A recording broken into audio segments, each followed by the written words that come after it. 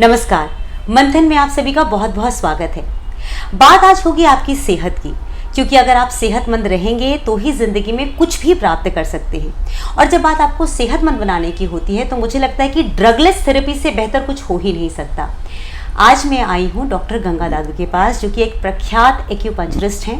अब आपको लग रहा होगा बड़ी बीमारी मतलब कितनी बड़ी बीमारी, क्या बहुत क्रिटिकल जो जिनको केयर चाहिए क्या वो भी ठीक हो सकते हैं? आपके मन में जो शंकाएं हैं आज उनका ही समाधान करेंगे। हम सीधा बात करते हैं गंगा दादू जी से। वेलकम मैम, नमस्ते। नमस्ते नमस्ते, नमस्कार। आपसे बहुत दिनों बाद बात करके मुझे बहुत अच्छा लग रहा है, बहुत एनर्जी मिलने वाली है मुझे, क्योंकि आज मैं आपसे होलिस्टिक तरीके से ठीक कैसे होना है वो पूछना चाहती हूँ। जरूर। मैम, लोग जब बात करते हैं एक्यूपंक्चर की तो उनको ये लगता है कि ये झोला छाप डॉक्टरों का काम है, इससे कहाँ कोई ठीक हो सकता है। लेकिन मैं उसका जीता जागता एग्जाम्पल हूँ, जिसने आपको बहुत सालों से फॉलो किया है, देखा है कि आप किस तरह से लोगों को ट्रीट करती आई हैं। अब आप मुझे ये बताइए कि एक्यूपंक्चर से क्या जो क्रिटिकल रोग होते हैं, जो बड़े बड़े रोग जिनको हम कहते हैं, क्या वो ठीक हो सकते हैं या छोटी मोटी सर्दी जुकाम से उनको ठीक बिल्कुल नहीं। जो गलत फहमी में लोग हैं, हाँ। अब पहली बात है जो मुझे जानते हैं शायद उनको तो किसी को नहीं है। क्यों नहीं मालूम है कि सबको पता है कि मेरे यहाँ जनरल आदमी आता ही नहीं। यहाँ जितने आते हैं क्रिटिकली आते हैं। अभी जैसे कि मैं करंटली बात बताती हूँ, हमारे यहाँ हमारी एक पुरानी पेशेंट थी, उनके हस्बैंड का ट्रीटमेंट हुआ तो उनको पता था। अब उनकी लेडी की खुद की किडनियां फेल हो गई। आप किडनियां फेल हो गई, she was admitted in hospital. और वहाँ उनके साथ वाले बेड पे कोई लेडी लेटी हुई थी और पेशेंट थी, और उस लेडी ने उनको एक नंबर लिख के दिया कि आप इस नंबर पर कांटेक्ट करो, आपकी किडनी का ट्रीटमेंट यहाँ हो जाएगा। अब उनको पता नहीं था और वो ट्रीटमेंट का पेपर लेके आ गई और उन्होंने नंबर मिलाया। वो नंबर जैसे ही मेरा मिलाया तो वो नंबर उनके उस पर फ्लैश हो गया कि वो तो पहले से उनके पास था। तो बोले अरे ये तो डॉक्टर दादू का नंबर है, इनको तो हम पहले से जानते हैं। आप समझिए आज उनका भी थर्ड डे ही था। आज उनका भी थर्ड डे ही था। क्यों थर्ड या नहीं, फोर्थ डे था, सॉरी। मंडे स्टार्ट किया, मंडे ट्यूसडे वेडनेसडे आज टुडे थर्सडे।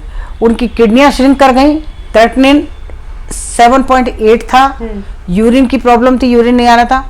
आज मुझे वो कल भी रिपोर्ट करी उन्होंने कि यूरिन बढ़ गया है मेरा। आज भी रिपोर्ट करी उन्होंने कि यूरिन बहुत बढ़िया से आ रहा है, यूरिन खुल के आ रहा है, जो एक सिम्टम है उसकी रिकवरी की तरफ जाने का, रिकवरी की तरफ जाने। तो आप ये समझिए, अभी क्योंकि फोर्थ डे आज मैं बहुत बड़ी बात नहीं कर सकती, पर यूरिन का आना ही अपने आप में बड़ी बात है। एक चीज, अभी अंदर हमारी एक पेशेंट बैठी हुई है, मीनू मौर्य अंदर हैं, जिनको ऑप्टिक एट्रोफी है, अंदर ही है वो। और न्यूरोपैथी, पैर बिल्कुल एकदम खत्म हो गए, ना पैरों में स्लीपर पता चलते थे, ना चल पाती थी, आंखें टोटल विजन लॉस था, पकड़ पकड़ के लाते थे। अभी आपके सामने ही आई है, चल के आपने देखा अंदर गई है। अच्छा, हाँ, ये वो थी? हाँ जी। मुझे तो लगा अभी मुझे लगा फ्रेंड आई हुई कोई मिलने। नहीं, ऑप्टिक एट्रोफी का केस है, न्यूरोपैथी का केस है। ऑप्टिक एट्रोफी में बहुत कमाल की रिकवरी आई है, आज इंडिपेंडेंटली आ रही है, विजन उनका अच्छा है, साथ में न्यूरोपैथी तो खत्म ही हो गई, पैर एकदम नॉर्मल हो गए। जो स्लीपर वो कहती मेरी तो चप्पलें धरी विराजती थी, आज मैं पहन रही हूँ उनको। अभी खाटू श्याम पे 18 किलोमीटर की यात्रा करके आई है, जो कि वो 10 कदम नहीं चलने वाली 18 किलोमीटर की यात्रा का। तो these are all rare cases Yogita. And then जैसे अभी आपने एक बच्चा देखा, सेरेब्रल पाल्सी, मिर्गी तो हमारे लिए खेल है। अच्छा, मिर्गी तो ऐसा समझिए कि 20-30 दिन में ही मिर्गी तो निपट लेती है, यानी खत्म हो जाती है। बहुत पुरानी है तो किसी को 30 नहीं तो 40 दिन लग जाएगा। बहुत छोटा बच्चा था। हाँ, ये हाइपर एक्टिव भी था। अभी आप पूछते उनसे बात करते, बच्चे ने कमाल की रिकवरी ली है। बच्चा नागौर से, राजस्थान से आया हुआ था। तो आप ये सब बहुत सारे बच्चे हैं जो हाइपर एक्टिव है, सेरेब्रल पाल्सी हैं, जिनको मिर्गी की प्रॉब्लम है, जिनको और प्रॉब्लम है, मेंटली रिटार्डेशन है, ऑटिज्म है, ये सारे बच्चे आते हैं इस तरह के और वो बड़ी अच्छी रिकवरी लेके जाते हैं, ठीक होके जाते हैं। ऐसे ही स्लिप डिस्क बहुत कॉमन है जो हमारे यहाँ आती है। ऑस्टियोआर्थराइटिस, रोमोटॉइड आर्थराइटिस बहुत कॉमन है जो हमारे यहाँ आता है। पैरालिसिस बहुत कॉमन है जो हमारे यहाँ पेशेंट आते हैं। यानी वो पेशेंट जैसे लिवर सिरोसिस, जिसको सुन के ही इंसान की मतलब हालत खराब हो जाती है कि liver gone then life gone, kidney gone then life gone. Danish याद है जो हमारे मेकअप आर्टिस्ट थे? Yes yes. उनके भाई की डेथ लिवर सिरोसिस की वजह से हुई। हाँ, लिवर सिरोसिस का ऐसा रहा तो ट्रांसप्लांट, और उसमें भी जरूरी नहीं है कि आपका सक्सेस ही हो जाए, अदरवाइज तो डेथ तो है ही है। तो लेकिन हमारे लिए उतना ही आसान है उसको ठीक करना, और इतने छोटे छोटे से टाइम में ठीक होता है। पर प्रॉब्लम कहाँ आती है दोस्तों, आपके लिए भी ये मैसेज है, कभी भी किसी साइंस को अंडर एस्टिमेट करके मत चलिए। मैंने 86 में योगा की ट्रेनिंग करी थी धीरेन्द्र ब्रह्मचारी जी के यहाँ से। That time yoga was very new, बहुत नया था, लोग जानते नहीं थे। श्रीमती इंदिरा गांधी जी को ब्रह्मचारी जी सिखाते थे तो टीवी पे आते थे तो थोड़ी पॉपुलरिटी थी, लेकिन पब्लिक अवेयरनेस नहीं थी।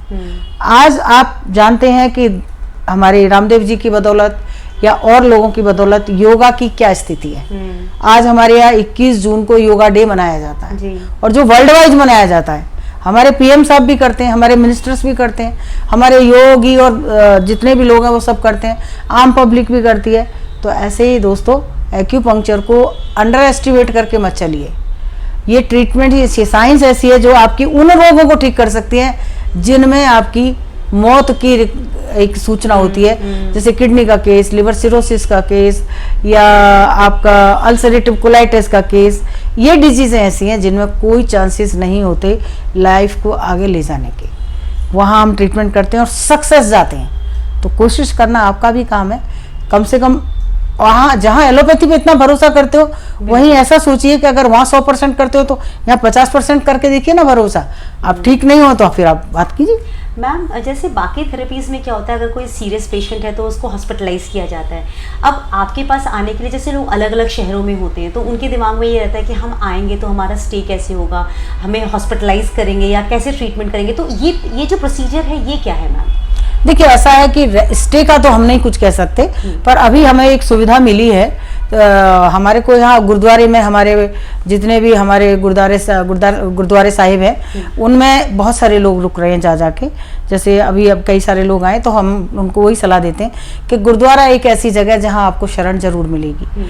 आप गुरु के दरबार में जाइए, वहाँ रहने को भी मिलेगा और वहाँ लंगर प्रसाद तो होता ही होता है। तो वो जो लोग अफोर्डेबल नहीं है, होटल अफोर्ड नहीं कर सकते, वो लोग गुरुद्वारों में जाकर रहते हैं, बड़े आराम से रहते हैं, कोई प्रॉब्लम नहीं। वहाँ खाना पीना रहना पानी सब कुछ बहुत कुछ है, तो वो स्टे कर लेते हैं। और जो अफोर्डेबल है वो होटल वगैरह अफोर्ड कर लेते हैं या पीजी अफोर्ड कर लेते हैं। रहने की सुविधा हमारे पास नहीं है फिलहाल नहीं। लेकिन मैम जैसे कुछ पेशेंट्स ऐसे होते होंगे जिनको आप कहते होंगे कि 15 दिन तक तुम्हें लगातार हमारे पास आना है, तो वैसे पेशेंट्स को फिर मतलब आप 15 दिन तक लगातार करते हैं या फिर आप उन्हें मतलब कुछ बोल देते कि महीने में एक बार आओ या 2 बार? नहीं, एक बार से तो नहीं होता। हम 10 दिन के लिए बुलाते हैं। अच्छा। 10 दिन का ट्रीटमेंट करते हैं और उसके बाद भेज देते, फिर 1 महीने बाद दोबारा बुलाते हैं। अच्छा। और मैम जैसे कोई ट्रीटमेंट हुआ, जैसे आपने किडनी की प्रॉब्लम बताया, लिवर सिरोसिस बताया, ये एक बार ट्रीट होने के बाद क्या ये वापस नहीं आने के चांसेस होते हैं? Yes correct, this is the question. Medicine क्या काम करती है, समझने की बात है। मेडिसिन क्या काम करती है? खाओ उस दिन के लिए, खाओ उस दिन के लिए, सेकंड डे फिर जरूरत है। एक्यूपंक्चर क्या है? ट्रीटमेंट करो आज के लिए, कल के लिए और अगले टाइम के लिए और परमानेंट के लिए। यानी आपकी बॉडी को रिकवर किया जा रहा है, आपके ऑर्गन को रिपेयर किया जा रहा है। आपको कोई मेडिसिन देके एक दिन का फॉर्मूला नहीं दिया जा रहा, एक दिन की कोई डोज नहीं दी जा रही। That is the treatment for the body and your body organs. So organ will be all right, then your problem will be sort out. Wow. Ma'am यही हमें ज़रूरत है क्योंकि होलिस्टिकली हील होना बहुत ज़्यादा ज़रूरी है। आपने हमें ये सारी चीज़ें समझा दी हैं कि कैसे हम अपने आप को हील कर सकते हैं और ये बीमारियां जो हैं एक बार अगर हमने बॉडी पर काम कर लिया तो वो रिवाइव नहीं करेगी, मतलब बॉडी पर वापस अटैक नहीं होगा उन बीमारियों का। मैम कुछ डूज एंड डोंट्स भी होते हैं, अगर हम आपसे ट्रीटमेंट करवा रहे हैं तो हमें क्या चीज़ का परहेज करना चाहिए या घर पे कुछ करना चाहिए? देखो मेरा पब्लिक को एक ही अपीयरेंस है, एक ही मेरी का मैसेज भी है कि आप कहीं भी ट्रीटमेंट कराएं, कोई इशू नहीं, लेकिन ये ज़रूर जानिए क्योंकि ज़्यादातर लोग जो आते हैं वो कहते हैं हमने कराया, हमने एक्यूपंक्चर भी कराया पर हमें कोई फ़ायदा नहीं हुआ। उसमें आप ये जानिए कि सामने जो ट्रीटमेंट कर रहा है वो थेरेपिस्ट वो कितनी नॉलेज रखता है। आप बीमार हैं तो आपको बहुत अच्छे से समझ आ जाएगा कि सामने करने वाला लोग आदमी कितनी यानी उसकी कितनी समझ है, यानी उसका कितना वो जानता है आपकी बीमारी को ठीक करने। क्योंकि एक्यूपंक्चर में रिजल्ट विद इन 2-3 डेज आ जाते हैं, ज़्यादा देर नहीं लगती है, तो रिजल्ट आने शुरू हो जाते हैं। स्टेबिलिटी आने में टाइम लगता है, पूरा ठीक होने में टाइम लगता है, लेकिन रिजल्ट आना शुरू हो जाते हैं। तो पहली चीज़ तो ये जाने कि क्वैक्स से बचें, गलत आदमी के हाथों में। आजकल लोग क्या सुई के नाम पर बहुत सारे लोग आके बताते हैं हम वहाँ गए, फिजियोथेरेपी में गए, नेचुरोपैथी में गए, फलानी जगह गए, उन्होंने भी सुई लगाई। सुई लगाना ट्रीटमेंट नहीं है। क्यों सुई लगाना है वो ट्रीटमेंट है। आपका कैलकुलेशन होना चाहिए according to disease, which are the points, why, which are the points और वाई, क्यों पॉइंट लिए और कौन से लिए, और कितनी डेप्थ पे लगाई, ये सब कैलकुलेट हो, कौन सी एनर्जी लगाई, कौन सी घटाई बॉडी में से और कौन सी एनर्जी बढ़ाई। अगर मान लो मैंने कहा किडनी श्रिंक कर गई, क्यों श्रिंक कर गई, क्योंकि किडनी के अंदर ड्राइनेस आ गई। अब आपको ड्राइनेस को सबसाइड करना है, उसके अंदर अदर एलिमेंट्स को बढ़ाना है, तभी किडनी रिवाइव होगी, और होगी, कोई कारण नहीं है जो नहीं होगी। तो ये सब चीज़ जानना आपका अधिकार है। मैं ये कह सकती हूँ एक्यूपंक्चर कभी फ्लॉप नहीं होता, बशर्ते आप सामने वाले को जाकर के देखें कि थेरेपिस्ट किस तरह से और कैसा ट्रीटमेंट कर रहा है। मैम अब नीडल्स की बात हो रही है तो एक बहुत इंपॉर्टेंट क्वेश्चन है मेरे दिमाग में। लोगों के दिमाग में नीडल्स को लेके बहुत ज़्यादा भय रहता है। एक तो उन्हें लगता है कि नीडल्स से आपको पता है कि अगर वो रीयूज नीडल्स होती हैं तो फिर उससे बीमारी होने का खतरा और बढ़ जाता है। एक बीमारी ठीक कराने आए, पता चला 5 बीमारियाँ और लेके चले गए। तो आपके यहाँ जो नीडल्स होती हैं वो क्या स्टेराइल होती हैं या हर व्यक्ति के लिए आप उनकी पर्सनल नीडल्स रखती हैं? हम तो पहले दिन से ही निडल, फर्स्ट डे से ही निडल नई निकालते हैं।